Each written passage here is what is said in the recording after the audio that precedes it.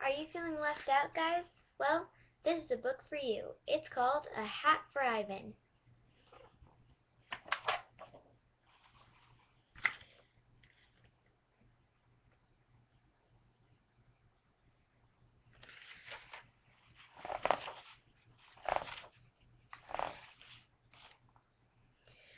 A Hat for Ivan. Ivan was a happy boy. He lived in the town of Hatville, a place where everyone wore hats. Not just any hats. The doctors wore doctor hats, the cooks wore cooking hats, the farmers wore farming hats. Everyone wore hats, and Ivan's father was the hat maker, a very good hat maker. Ivan loved to watch him work. People would come to his shop to order a hat, and Ivan's father would ask, "What do you really love to do?" "I love to fish," one man said. "Do you fish well?" "That I do." "Then you need a fishing hat." And so Ivan's father would make it, complete with a pocket for the hooks and a small bucket for the bait. He made everyone a hat, and since everyone wore a hat, everyone knew what everyone else loved to do and did well.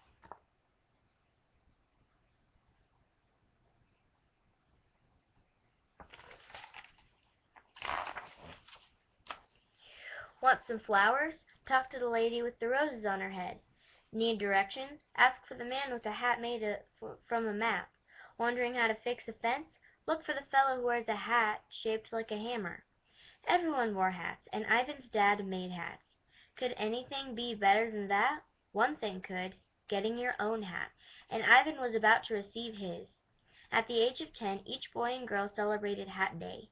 Ivan was 9, going on 10. He could hardly wait to get his hat. What will mine look like, he wondered. Would it be made of felt like the clerk's, bright blue like the policeman's, covered with cloth like the dressmaker's? He didn't know, but he would find out soon. All Ivan could think about was his new hat. All he could talk about was his new hat. He told everyone he saw, "My hat day is coming."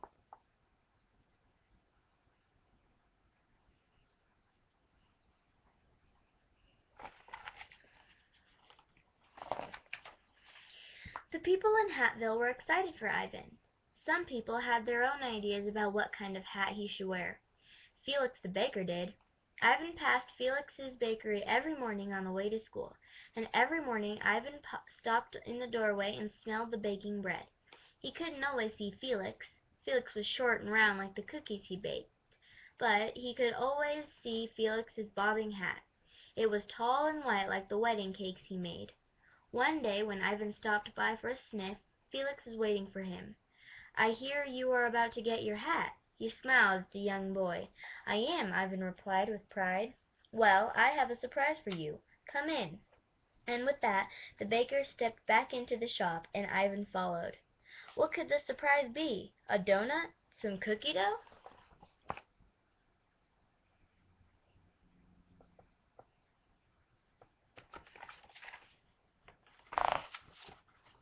No. Felix didn't give Ivan something to eat, he gave him something to wear. "I have a hat for you," announced the baker. Ivan was surprised, not disappointed, not happy, just surprised. He thought his hat could come from his father, the hat maker. But then again, maybe he was wrong. Besides, Ivan didn't want to hurt his friend's feelings. "Thank you, Mr. Felix," Ivan said, taking the hat. "Go ahead, put it on." And so Ivan did. But it was too big. It fell, not just over his eyes, but over his whole face. "That's okay, little friend. It will soon fit. Just wear it anyway." Ivan didn't know what to say except, "Thanks again," and he turned to walk out the door. But when he did, he ran into the wall. "Here, I'll help you," offered Felix, guiding his friend to the door. "You look great, just like me." Ivan started to say thanks again, but he tripped on the step and fell flat on his back. "Funny," he said to himself. "I thought my hat would fit better than this."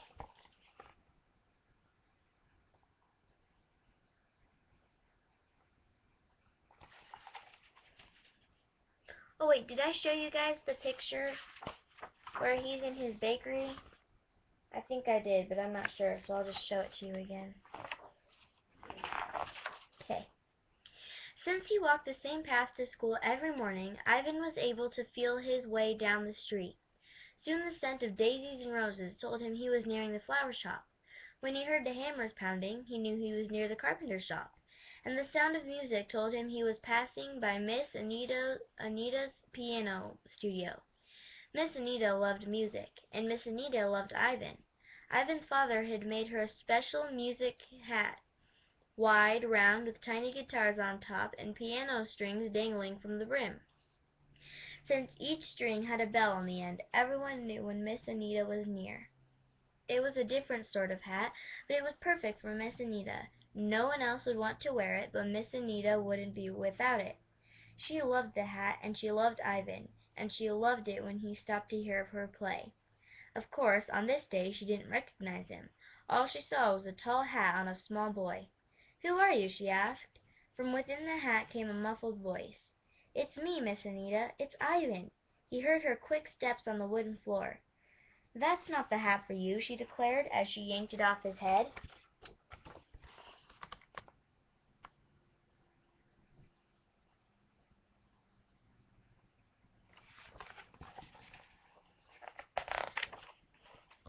"It's not?" he replied.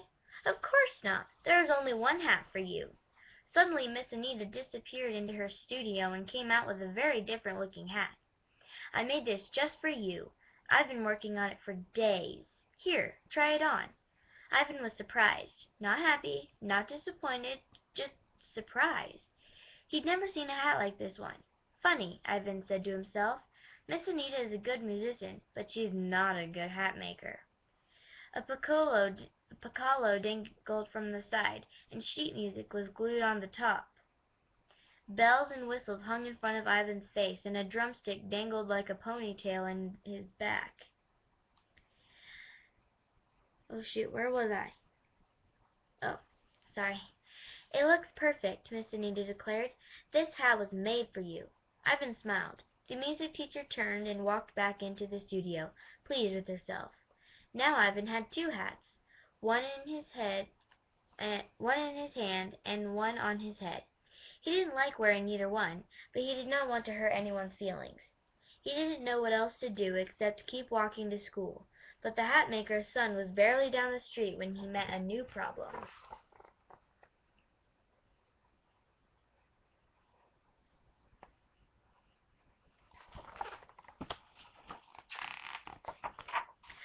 "Ivan!" The voice was deep and big and belonged to Bruno the firefighter. "What is that on your head?" "Miss Anita gave it to me." "As a joke?" "No, for real." "It's a good thing I came along. I knew your hat day was near, so I brought you a gift." For the third time that day a hat was placed on Ivan's head. This hat was just like Bruno's, long and red and very shiny. A piece of fire hose was wrapped around it, and a miniature ladder stood straight up on top. The big fireman held the hat steady while Ivan tightened the strap beneath his chin.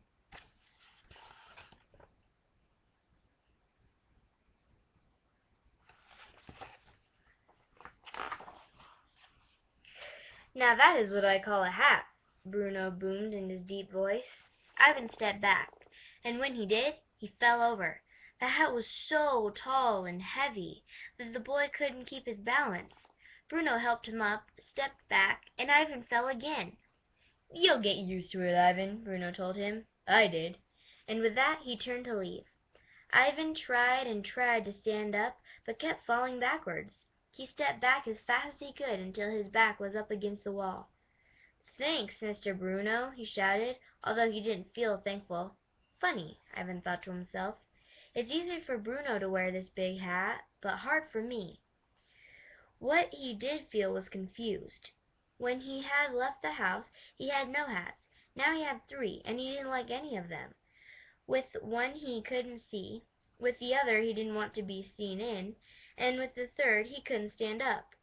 What was he going to do? He did not know what to do except go on to school. So with one hand holding the heavy hat on his head and one hand holding the others, he carefully walked the rest of the way.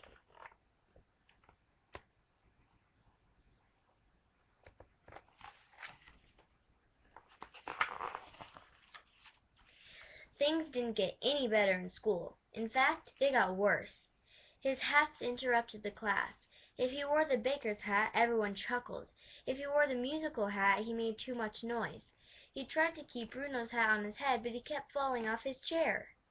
"Ivan," the teacher finally decided, "maybe you better go home." Ivan was sad, but he knew she was right. He still didn't know what to do. He had too many hats.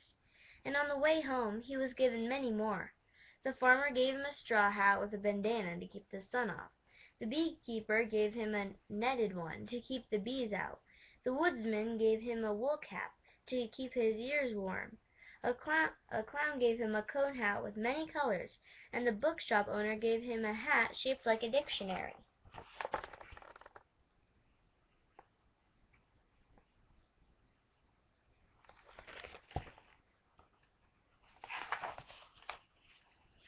Ivan soon had so many hats that he could barely carry them all.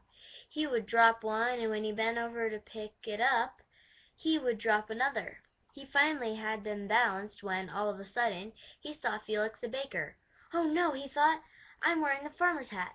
So he dropped them all and just barely got the baker's hat on his head and over his eyes. When Felix saw him, "Looks great, Ivan," shouted Felix. Ivan sounded tired. "Thanks." Balancing the hats was hard enough, but now Ivan's eyes were covered as he walked. He couldn't see where he was going. He had stopped to rest when he heard the tinkling of tiny bells. It was Miss Anita.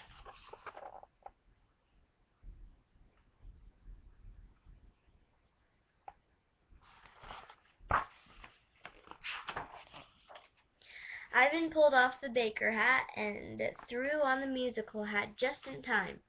"Oh, you look wonderful!" Miss Anita exclaimed as she passed.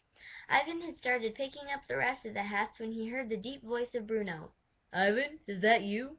As quickly as he could, Ivan replaced the musical hat with a firefighter's hat. "It's me," he said, straightening, then falling back and back and back until he landed on his bottom. Bruno didn't see Ivan fall. He was already turning the corner. "Looks terrific, my friend," Bruno called over his shoulder. "Thanks," Ivan mumbled to no one but himself. He was so tired he didn't even try to get up. He just sat there, surrounded by hats.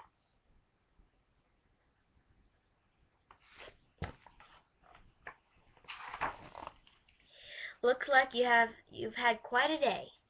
Ivan couldn't remember when a voice ever sounded so good. "Father," he shouted, jumping up, "you won't believe what happened today. Everybody gave me a hat, and—" "None of them fit?" Ivan's father spoke. "That's right," said the boy. "And they make you feel tired?" Ivan nodded. "But you don't want to hurt anyone's feelings?" Ivan shook his head. His father put his arm around his son. "That's right." Ivan stopped. "How did you know?"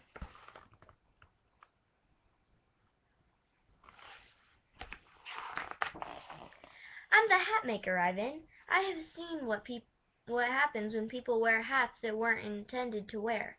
They feel silly, they fall down, and they get tired." Ivan's father got down on his knees and wiped a smudge of dirt off his son's cheek. "Listen, son, just because someone gives you a hat, that doesn't mean you are supposed to wear it. They mean well, but they don't know you. That's my job. I'm the hat maker, and I'm your father." "So you'll make a hat just for me?" "I will, and all you have to do is ask." "Oh, please, father," Ivan smiled. "I would like that very much." "Well, let's gather up these hats and go home then." As the hat maker and his child walked toward home, the father asked, "Tell me, Ivan, what do you really love to do?"